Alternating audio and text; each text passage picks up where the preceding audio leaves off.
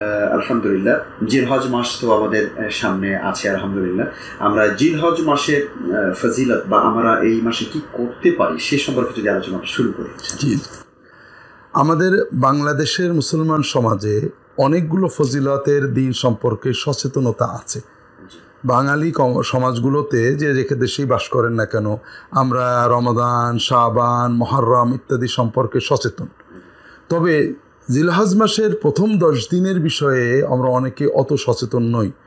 রাসূলুল্লাহ সাল্লাল্লাহু আলাইহি ওয়াসাল্লাম বলছেন, মা মিন ইয়াউমিন আল আমালু সালিহু খায়রুন ওয়া আহাব্বু ইলাল্লাহি মিন হাযিহিল আশর।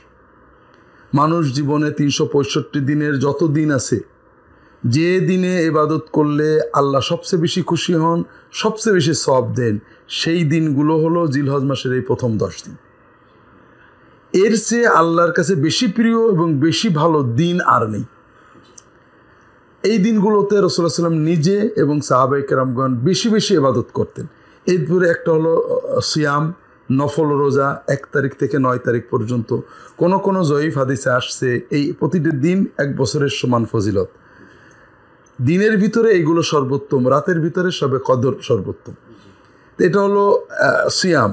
এছাড়াও অন্যান্য ইবাদতের ভিতরে রয়েছে জিকির, তাসবিহ, তাহলিল, কোরআন তেলাওয়াত। এগুলো বেশি বেশি করে এই দিনগুলোতে করা, প্রথম 10 দিনে করা, এটা রাসূলুল্লাহ সাল্লাল্লাহু আলাইহি ওয়াসাল্লাম বারবার অনেকগুলো হাদিসে বলেছেন যে এই 10 দিনে ইবাদত করলে, নেক আমল করলে আল্লাহ যত খুশি হন এবং যত বেশি সওয়াব দেন, অন্য কোনো দিনে তা দেন না। হাজী সাহেবরা যারা মক্কাতে যান তারাও কি এই 10 দিন এইভাবে পালন? যতটুকু সম্ভব পালন করবেন, সম্ভব হলে রোজা রাখবেন। আর হাজী সাহেবরা তো এমনি ইবাদতের ভিতরে থাকেন। তবে হাজী সাহেবদের যেটা সমস্যা হয় সেটা হলো আমরা মানুষ অবসর পেলে পাপ করে ফেলি। যারা হজে যান তারা সাধারণত ব্যস্ত মানুষ, বিগত 20-30 বছরে তারা অবসর পাননি, কর্ম কর্ম কর্ম। হজে যে অবসর হয়ে যায়, তারা হয়তো 2-3 ঘন্টা 4 ঘন্টা তওয়াফ করেন, অথবা সাই করেন, অথবা ইবাদতবন্দি করে বাকি সময় অবসর। তখন তারা 8-10 জনে বসে কথাবার্তা শুরু করেন, আর তখন শুরু হয় গীবত, পরের সমালোচনা, গালাগালি, অথবা বসে টেলিভিশন দেখতে। কারণ এখন মক্কায় পথে রুমে রুমে টেলিভিশন, ওয়েটিং রুমে টেলিভিশন ইত্যাদি দেখতে শুরু করে দেন। এটার মাধ্যমে তারা অনেক পাপ কামাই করে ফেলেন।